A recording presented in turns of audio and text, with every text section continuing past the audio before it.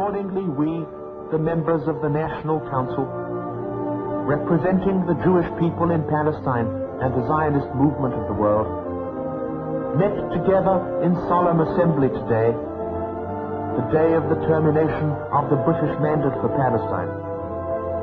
By virtue of the natural and historic right of the Jewish people and of the resolution of the United Nations, hereby proclaim the establishment of the Jewish state in Palestine to be called Israel.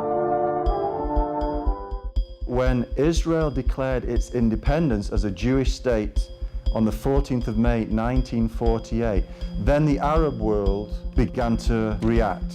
They were in uproar. The Bible warns of global intensification of anti-Semitism and hatred towards Israel, because Jews and Israel are central to God's divine end-time purposes.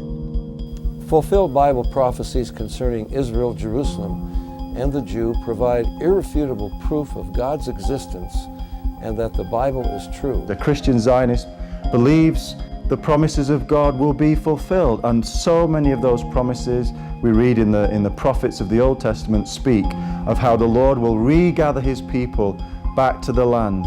He will put a new spirit within them. He will give them a new heart. He will enable them to obey his laws, and he will set his sanctuary, put his very presence in the midst of his people once again. Jeremiah, Ezekiel, Isaiah, all the prophets speak of these things. But a Christian Palestinianist says, no.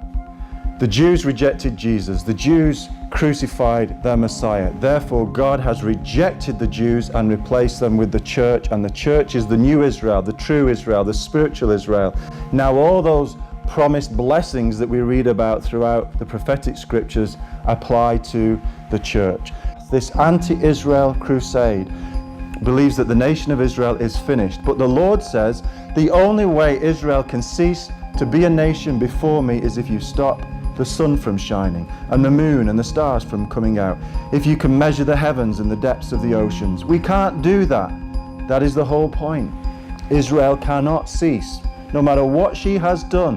While an estimated tens of millions of individual Christians around the world love and support the existence of the Jewish state, many of the mainline churches have been actively boycotting Israel, encouraging pro-Palestinian activism, demanding that Western governments stop sending aid to Jerusalem, and seeking to eliminate Christian support for Israel and transfer it to Palestinian nationals. And that false doctrine is rooted in Augustine, it is rooted in the teachings of John Calvin and the Protestant reformers. It's in the very foundations of the Roman Catholic Church.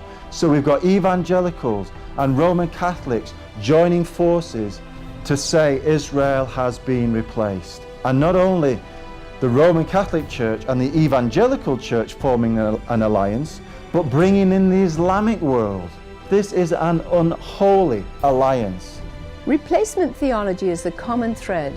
This erroneous teaching, synonymous with the spirit of anti-Semitism, entwining the church into belief that it is the new Israel, can, like a chameleon, become all things to all political and religious groups, taking on an eclectic assortment of ideas from various world religions, allowing so-called Christian leaders to align themselves with high-ranking Muslim representation who are hostile towards Jews and their existence in the Middle East. No true Christian could be anti-Semitic. Jesus was a Jew. Satan is the inspirer of 3,000 years of anti-Semitism.